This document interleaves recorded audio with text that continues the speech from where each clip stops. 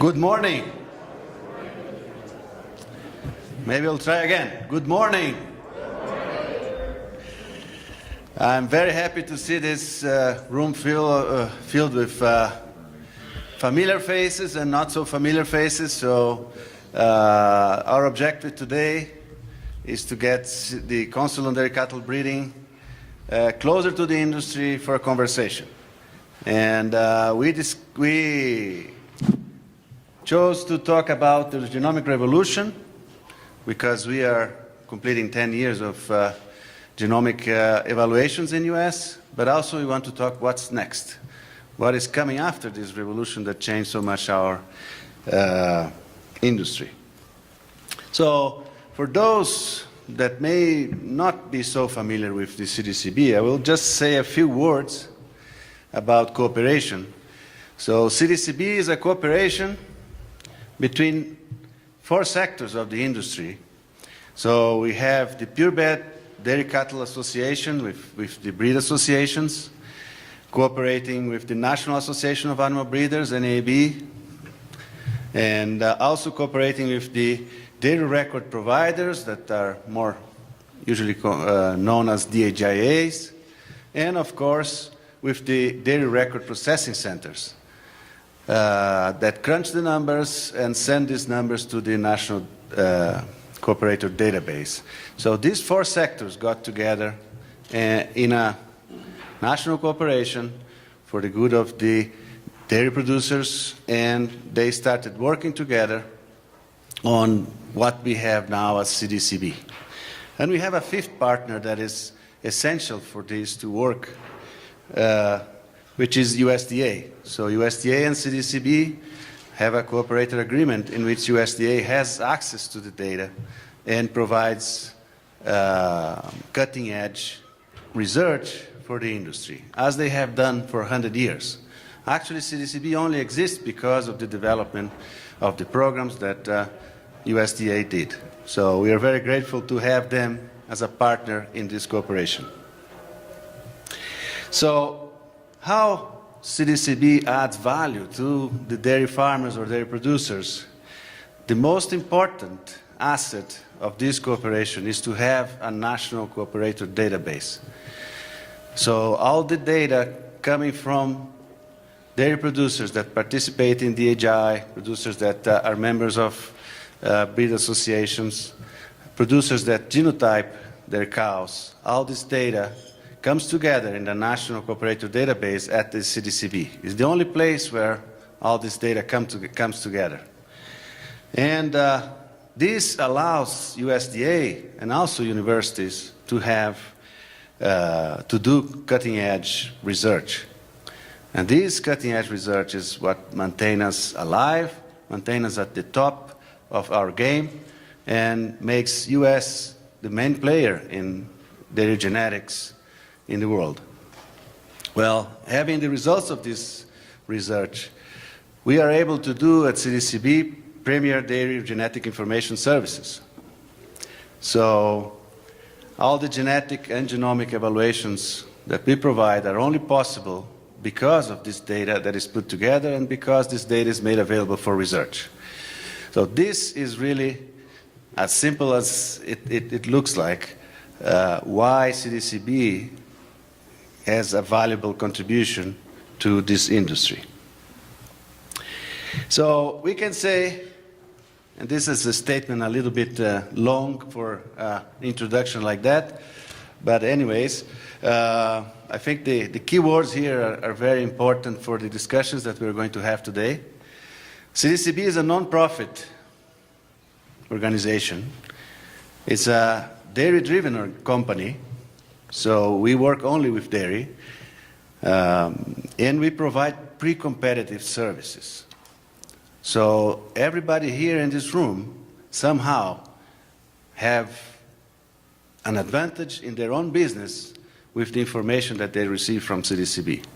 And that's exactly the idea, to provide pre-competitive advantage to the whole industry. And we also work as an independent body of evaluation, so that every bull and every cow is evaluated in the same basis, using the same parameters and the same models, without any preference or any other type of bias or anything like that.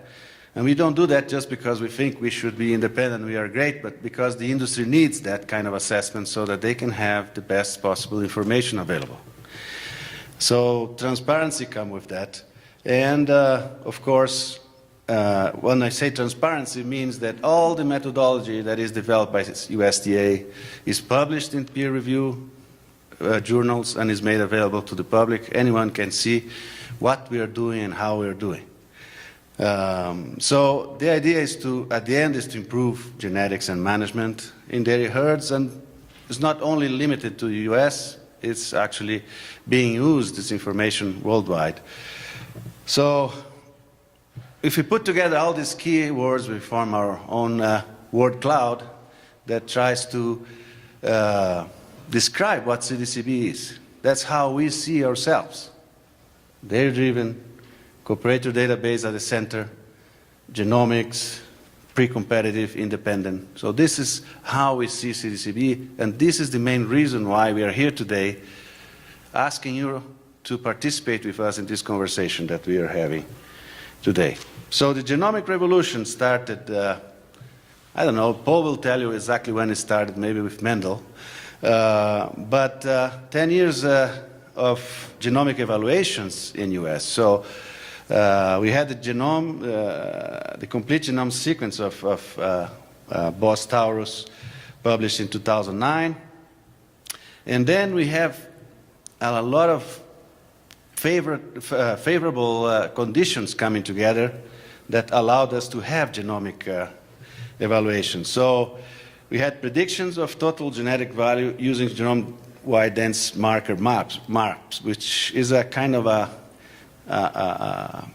very important publication that basically laid down one of the first papers that laid down the idea of genomic evaluation the way we are doing today.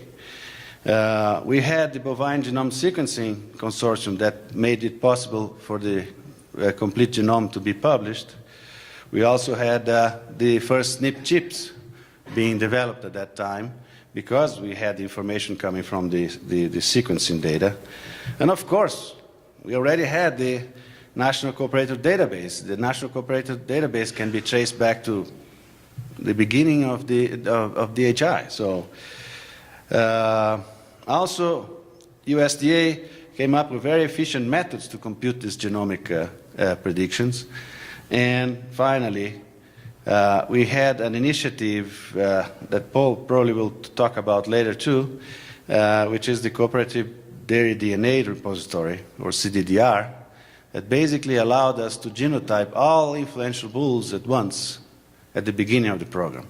And that was a big jump for our beginning. So USDA published the first genomic proofs in 2009, and here we are after that with a lot of progress. So the consequences of that genomic selection, large reference populations closely connected to predicted individuals, meaning that we can now have a very accurate predictions for animals that have no phenotypes if they are connected to the reference population. Had a drastic reduction in generation intervals, especially for sires. And also now we have a practice in many of the herds that is early genotyping. And this early genotyping basically took over the place that progeny testing schemes had before. And the evaluation turnaround. We had 3 evaluations per year, 3 genetic evaluations per year before. Now we have 1 every week. So this has made a lot of difference for us that we're running the evaluations. So parental verification and discovery has been a big asset because we can find out very easily who are the real ancestors of the animals once you genotype them. Haplotypes and recessive mutations have been described and used successfully to avoid recessive conditions. We have the means now to select for low irritable traits with more success because of genomics, and also those traits that are very difficult to measure, which before were just conceptually good, but we couldn't do much about it. Now, with genomics, we can access these kind of traits. Of course, in the industry, many things changed as well in these last 10 years, and it's not only because of genomics, but it helped to promote a lot of consolidation in the industry and concentration as well. Genotyping became a new business, so some companies that are now offering services and are really present in the scene of our industry were not there before, because genotyping was non-existent, basically. Phenotypes are more valuable than ever, and that's why we are here today. And bull dams became probably the most valuable animals in the population. And the most interesting thing is that genomics is no longer seen as a selection tool. It's mainly a management tool. Of course, it's a selection tool, but people are using that for their everyday decisions. So what is the next revolution?